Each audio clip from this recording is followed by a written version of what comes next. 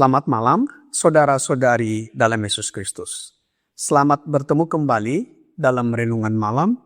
You shall receive power, atau engkau akan menerima kuasa, oleh Ellen G. White, tanggal 16 Desember 2025. Mari kita berdoa. Bapa kami yang di sorga, Allah pencipta langit dan bumi, laut beserta segala isinya. Satu-satunya Allah yang benar yang kami sembah selalu melalui anak-Mu Yesus Kristus. Kami bersyukur dan berterima kasih atas penyertaan dan perlindungan Bapa sepanjang hari dalam seluruh aktivitas dan pekerjaan kami. Pada malam ini kami akan mendengarkan firman-Mu. Mohon kehadiran Roh Yesus Kristus dalam hati kami sehingga kami dapat mengerti dan menghidupkan setiap firman yang kami pelajari dan dengarkan. Kami persembahkan doa ini di dalam nama Yesus yang adalah Tuhan dan Juru Selamat kami. Amin. Renungan malam ini akan dibacakan oleh Saudari Hana Andiarto. Kepada Saudari Hana, kami persilahkan. Terima kasih. Selamat malam saudara dan saudari yang dikasihi oleh Tuhan Yesus Kristus.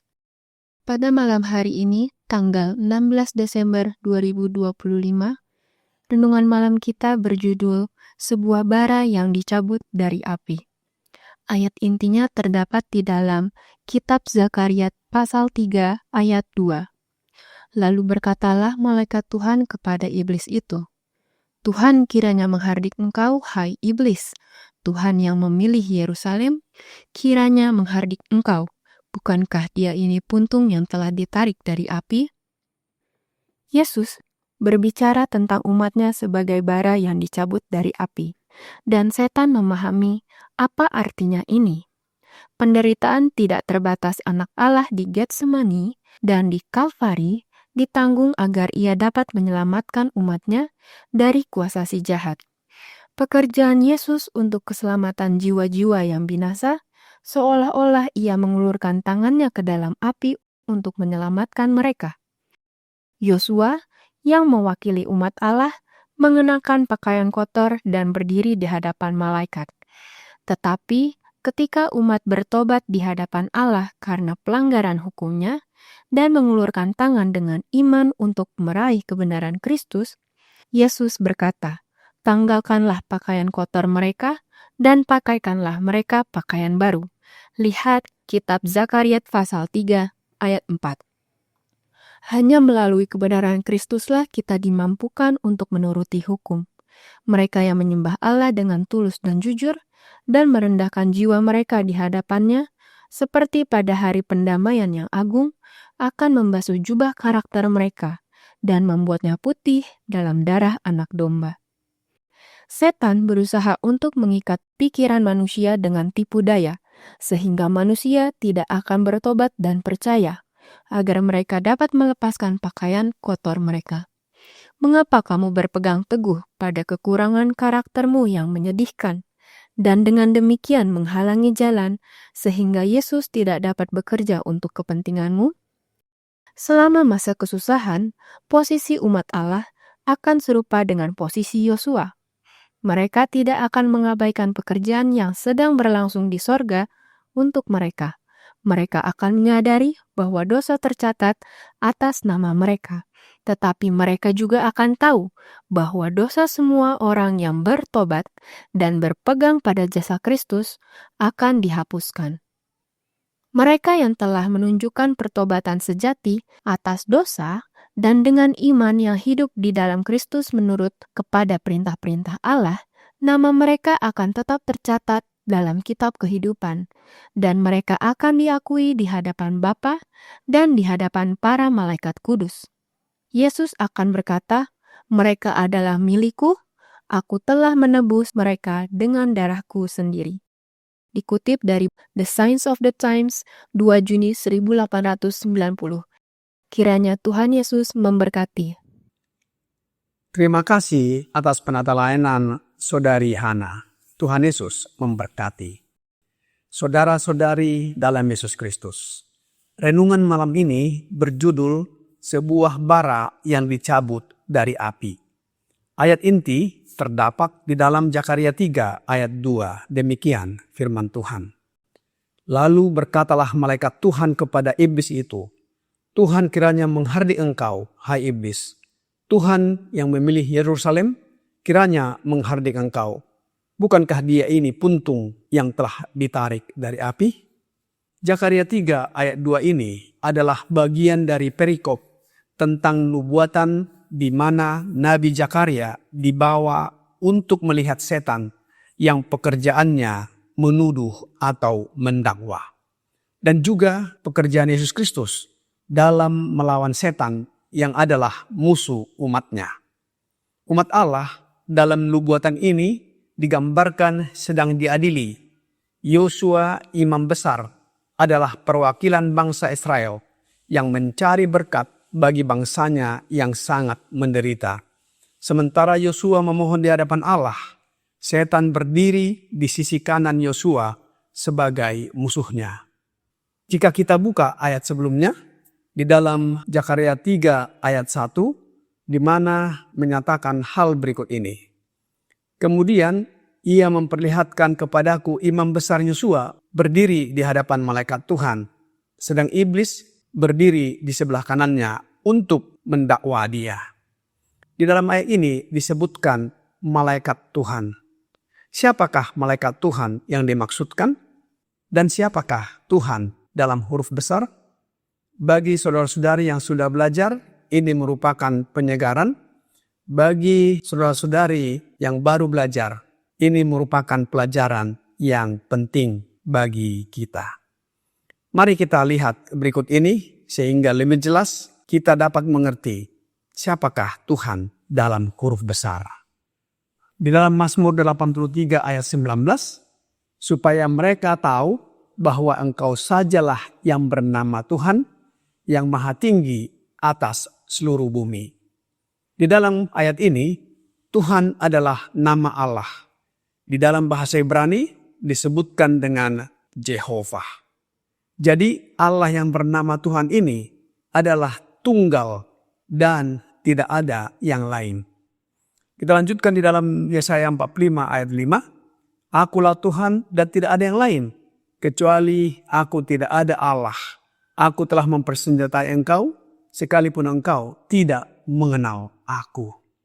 Kemudian Nabi Yeremia menyebutkan bahwa Tuhan adalah Allah yang benar. Tetapi Tuhan adalah Allah yang benar. Dialah Allah yang hidup dan Raja yang kekal. Bumi goncang karena murkanya dan bangsa-bangsa tidak tahan akan geramnya. Dan Rasul Yohanes di dalam Yohanes 17 ayat 3 berkata, inilah hidup yang kekal itu, yaitu bahwa mereka mengenal engkau, satu-satunya Allah yang benar, dan mengenal Yesus Kristus yang telah engkau utus. Yang terakhir, Rasul Paulus berkata di dalam 1 Tesalonika 1 ayat 9 sampai 10.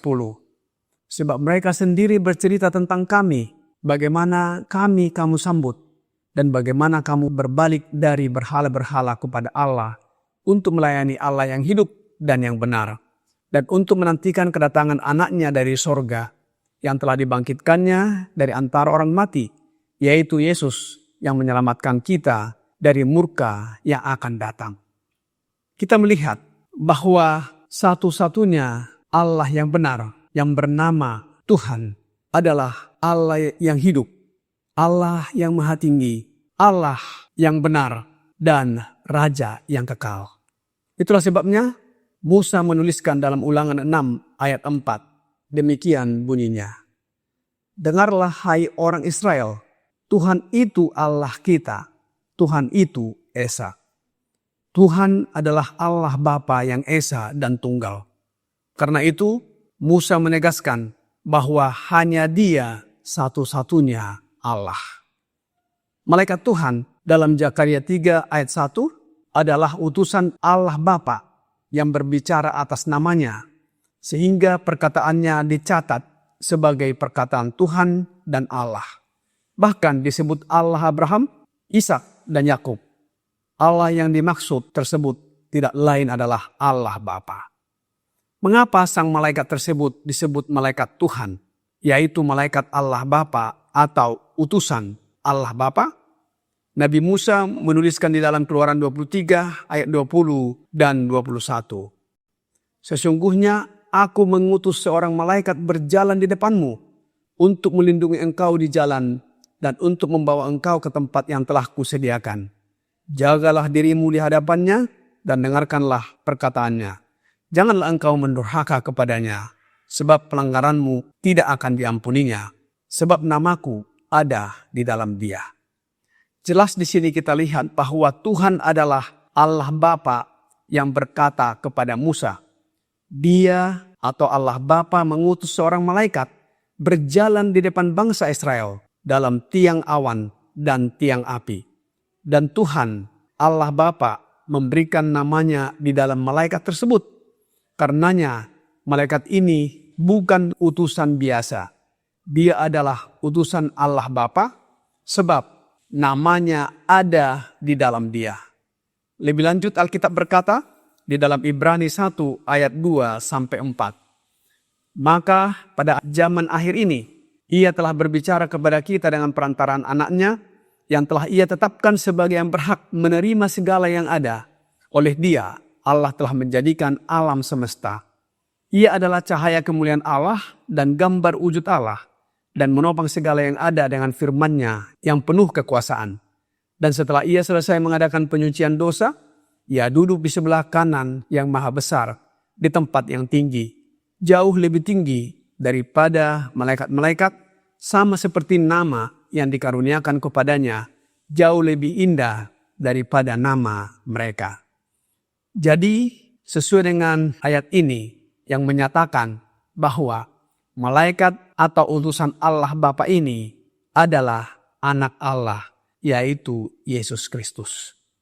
Bila mana kita kembali ke ayat inti di dalam Zakaria 3 ayat 2, maka malaikat Tuhan yang berkata kepada iblis, Tuhan kiranya menghardik engkau, hai iblis. Tuhan yang memilih Yerusalem, kiranya menghardik engkau adalah Yesus Kristus sendiri. Lalu, apa yang dimaksud dengan puntung atau bara yang telah dicabut atau ditarik dari api? Dalam renungan malam, Ye Shall Receive Power, halaman 359, paragraf 2 berkata, Yesus berbicara tentang umatnya sebagai bara yang dicabut dari api, dan setan memahami apa artinya ini.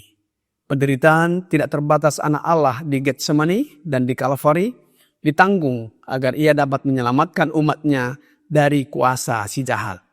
Pekerjaan Yesus untuk keselamatan jiwa-jiwa yang binasa, seolah-olah ia mengulurkan tangannya ke dalam api untuk menyelamatkan mereka.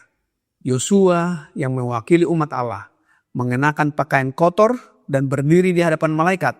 Tetapi ketika umat bertobat di hadapan Allah karena pelanggaran hukumnya dan mengulurkan tangan dengan iman untuk meraih kebenaran Kristus, Yesus berkata, tanggalkanlah pakaian kotor mereka dan pakaikanlah mereka pakaian baru. Lihat Zakaria 3 ayat 4. Malaikat Allah Bapa, yaitu Yesus Kristus, tidak tinggal diam melihat iblis mendakwa imam besar Yosua sebagai perwakilan bangsa Israel atau umat Allah. Yesus menggambarkan umatnya seperti bara yang dicabut dari api, yang diselamatkan dari kuasa setan melalui penderitaannya di Getsemani dan Kalvari. Ia menanggung penderitaan yang tidak terbatas demi menyelamatkan jiwa-jiwa yang binasa. Yosua melambangkan umat Allah yang berdosa, digambarkan dengan pakaian kotor Namun ketika umat Allah bertobat dan beriman kepada Yesus Kristus, Dia menanggalkan pakaian kotor itu dan menggantinya dengan pakaian baru, yaitu kebenarannya. Renungan malam ini, Yeshua Kasih Power, halaman 359, paragraf 4, lebih lanjut berkata, mereka yang telah menunjukkan pertobatan sejati atas dosa dan dengan iman yang hidup di dalam Kristus, menurut kepada perintah-perintah Allah, nama mereka akan tetap tercatat dalam kitab kehidupan, dan mereka akan diakui di hadapan Bapa dan di hadapan para malaikat kudus. Yesus akan berkata, mereka adalah milikku, aku telah menebus mereka dengan darahku sendiri. Saudara-saudari dalam Yesus Kristus, sebagai umat Allah yang telah dicabut dari api, Allah Bapa mengutus kita untuk memberitakan kabar baik keselamatan. Masih ada kesempatan untuk datang kepada Allah Bapa melalui Yesus Kristus, memohon pengampunan dosa, menerima pakaian kebenarannya. Dengan menerima Roh Yesus, umat akan tinggal bersama Allah Bapa dan anaknya di dunia ini dan sampai di dunia baru nanti. Kiranya renungan malam ini membawa pembaharuan bagi kita. Tuhan Yesus memberkati. Mari kita berdoa. Bapa kami yang di sorga, terima kasih atas firman yang sudah kami dengarkan malam ini. Tolong kami agar senantiasa bergantung kepadamu dan dibimbing oleh Roh Yesus Kristus, sehingga kami dapat menjadi alat-alat-Mu untuk memberitakan kabar baik keselamatan kepada orang lain. Banyak dosa dan pelanggaran yang kami lakukan, ya Bapa, mohon ampuni kami. Karuniakan Roh Anak-Mu Yesus Kristus dalam hidup kami, sehingga karakter kami dapat diubahkan menjadi sama dengan karakter Yesus, dan kami dapat menuruti kehendak-Mu. Kami persembahkan doa ini melalui Yesus Kristus, yang adalah Tuhan dan Juru Selamat kami. Amin.